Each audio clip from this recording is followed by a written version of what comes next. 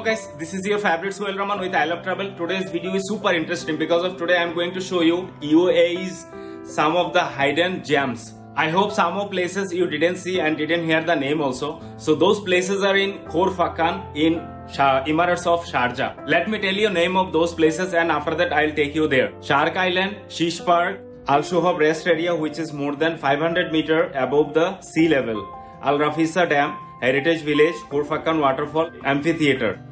I am staying in Dubai, so it will take me over an hour to reach in Khor Fakkan with my own car, and its distance almost like 100 kilometers from Dubai.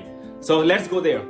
Guys, look, এই যে এই রাস্তাটা হচ্ছে খোর ফাক্কানের রাস্তা। এই যে এটা পাহাড়ের মাঝখান দিয়ে করা।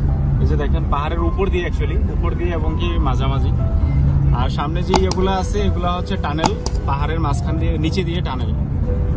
এই যে দেখেন এই যে এই সাইডটা এগুলা হচ্ছে শিলা পাহাড়। এই যে দেখেন এই যে দুই রাস্তাটার মাঝখানে দুই সাইডে হচ্ছে পাহাড়। আরো অনেক কিছু সামনে গেলে দেখা যাবে। সো আমরা অলমোস্ট আরো হাফ এন আওয়ার রুট বাকি আছে, তারপরে আমরা পৌঁছাবো হচ্ছে খোর ফাক্কানে।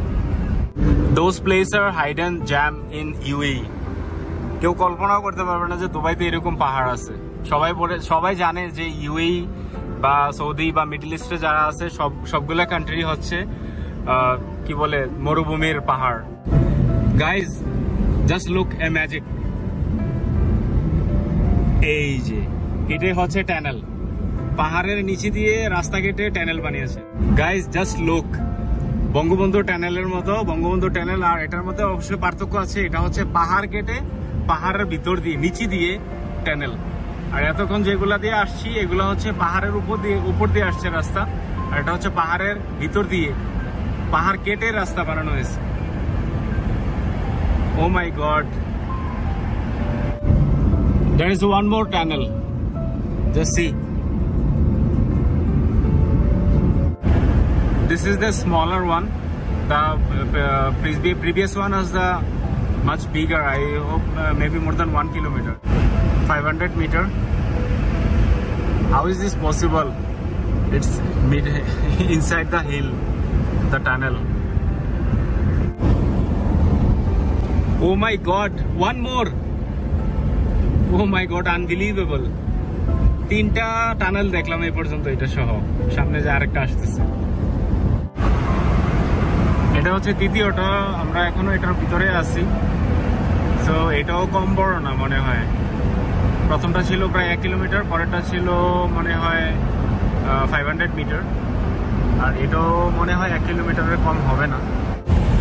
এখন আমি এটা জানতে পারলাম যে এই চ্যানেলটা হচ্ছে 3.5 কিলোমিটারের উপরে। কিভাবে সম্ভব? মানুষ মানে অন্যান্য দেশ যেখানে 3.5 কিলোমিটারের যেটা রিকোয়ারমেন্ট রাস্তা ওইটা করতে পারে না, আর এখানে টানেল বানায় পাহাড়ের কেটে পাহাড়ের নিচে দিয়ে। কিভাবে সম্ভব?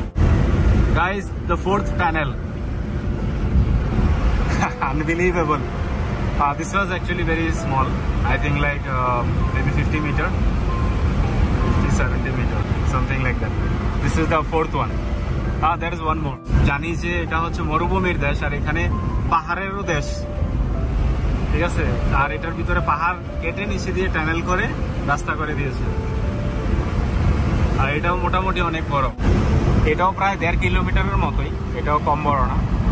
সো এটা হচ্ছে এখন পর্যন্ত যতগুলা ক্রস করলাম এটা হচ্ছে সেকেন্ড হাইয়েস্ট।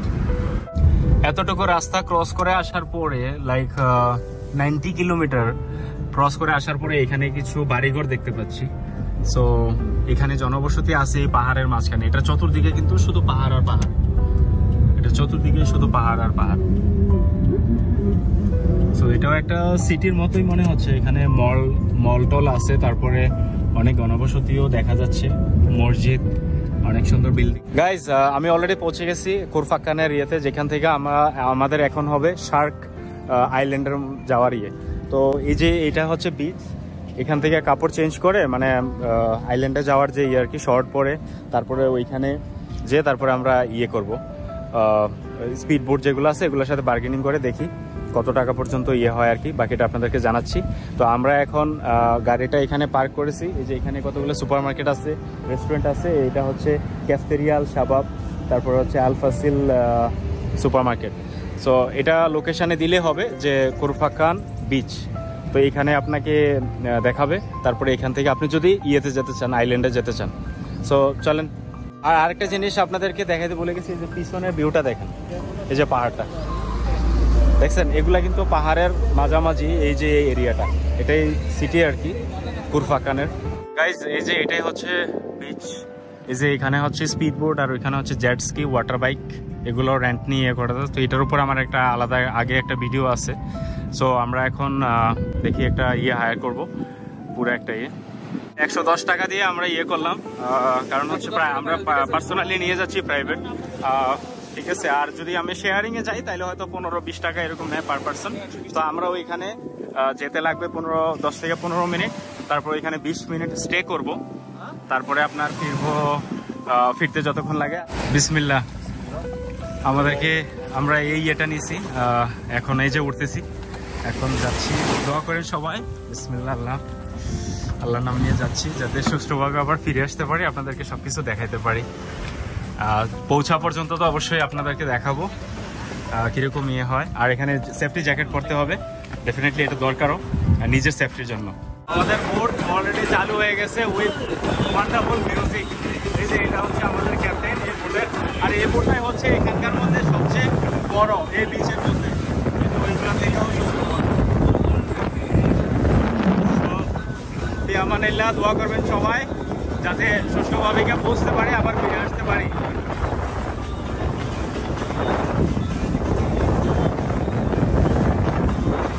এই যে এটা হচ্ছে একটা ফোর্ট, খোরফাক্কানের ফোর্ট।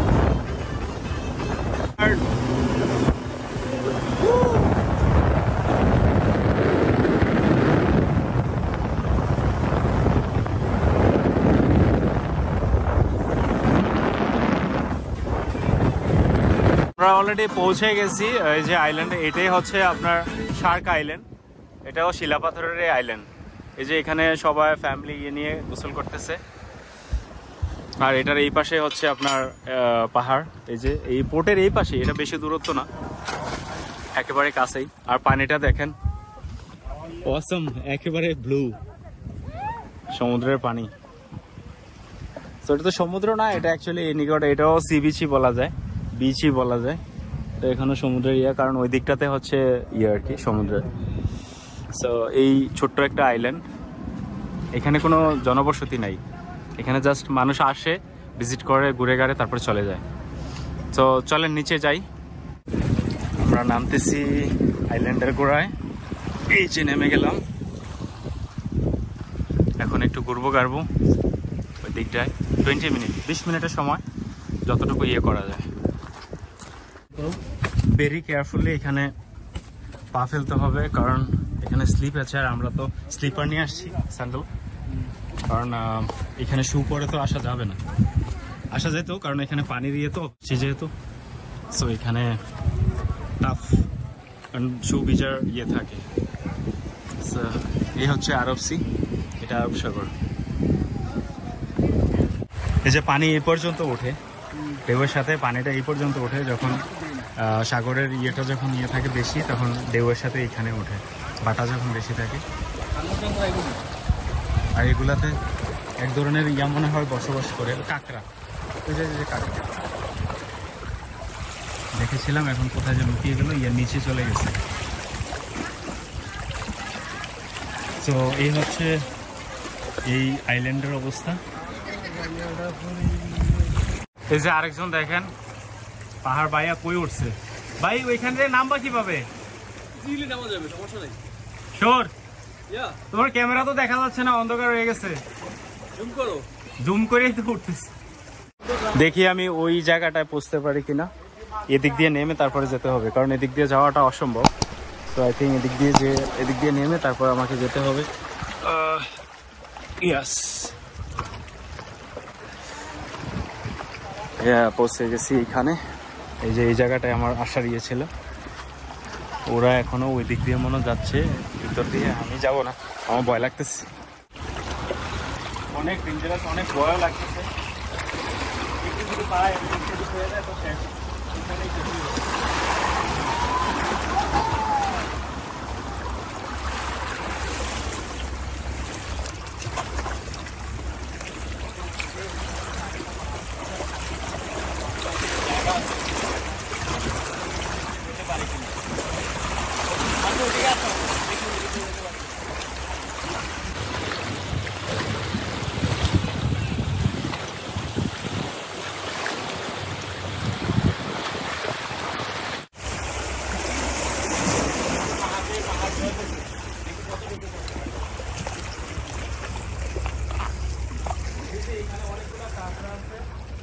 মাছ দেখতেছি না, কালারফুল মাছগুলো দেখতে পারতাম, মনটা একটা শান্তি হতো। দেখতে পাচ্ছি এখানে দেওয়ার জন্য মাছের ইয়েটা বড় না, ক্যামেরাটা পানির নিচে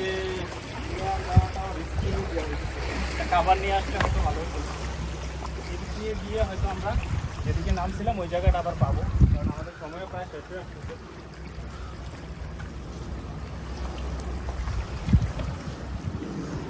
এখানেও কিছু মাছ আছে, বাকিগুলো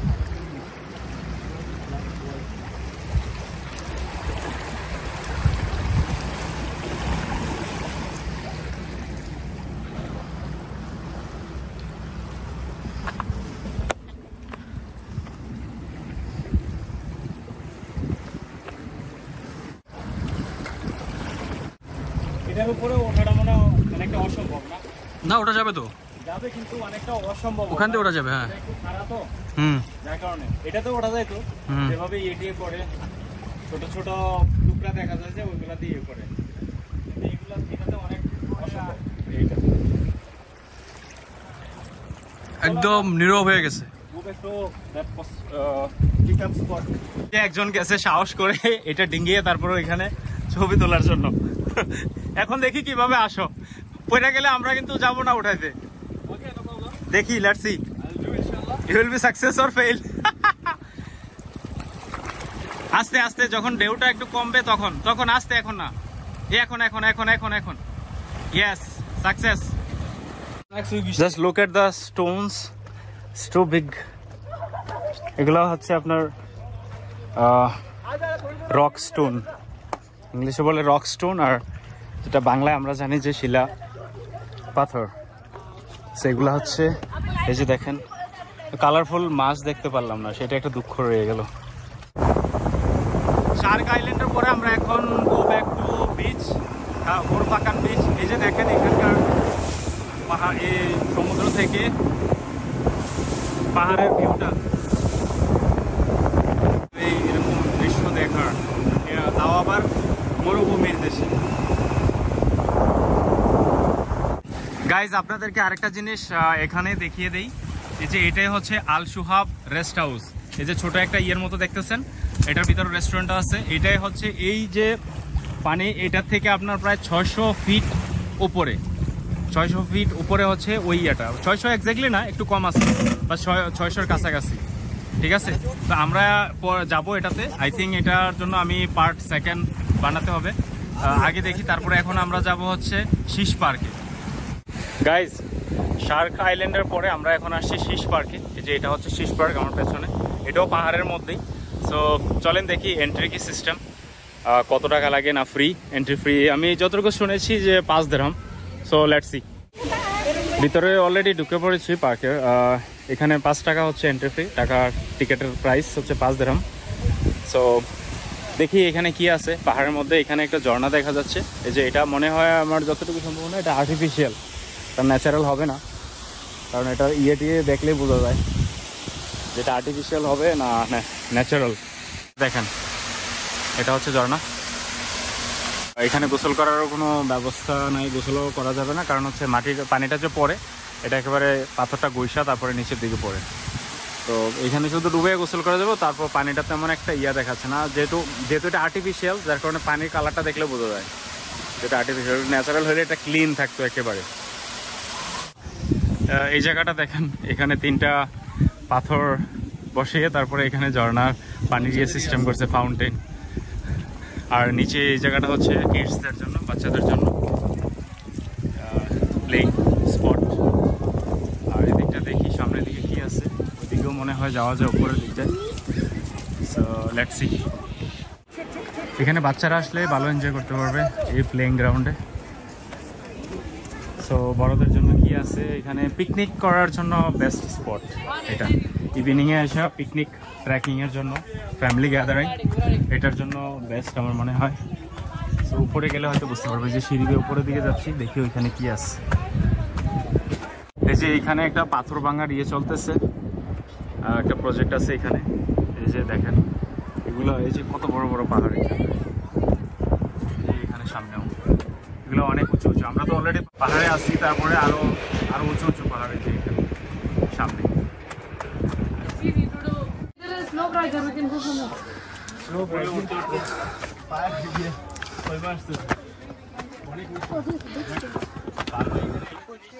সিঁড়িগুলা প্রপার সিঁড়ি আছে এখানে, যে উঠা হয়, রিস্ক নাই তেমন। বাট এখানে দৌড়ে উঠলে, আর কারো যদি থাকে ধরে ধরে উঠতে পারেন। আসলে চতুর্পাশের ভিউটা একটু দেখেন।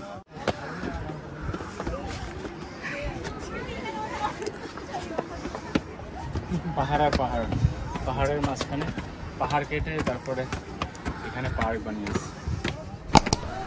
তো দেখি আরেকটু উপরের দিকে যাই, কতটুকু যেতে পারি, আর উপরে আছে কিনা।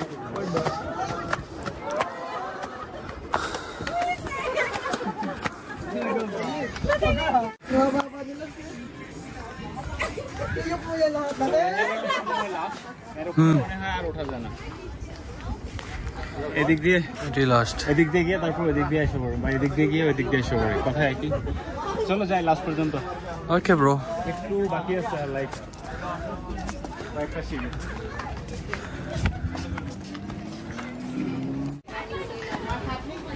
এটা চূড়া এসে গেছি, এরপরে আর নাই, আবার এদিকে নেমে চলে যাবে। তো এটাই ছিল মনে হয় এখানকার আর তো কিছু দেখতেছি না। এখান থেকে আপনার পাহাড়ের ভিউটা দেখতে পারবেন। এখানে বসে, এখানে বসার স্পেস আছে, সিট দেওয়া আছে, বেঞ্চ, এখানে বসে পাহাড় এনজয় করতে পারবেন। বাট আই থিঙ্ক এটা ইভিনিংয়ে আপনার অনেকটা এনজয় করতে পারবেন, আরও বেশি, কারণ ওই সময় একটু সূর্যের ইয়াটা কম থাকবে।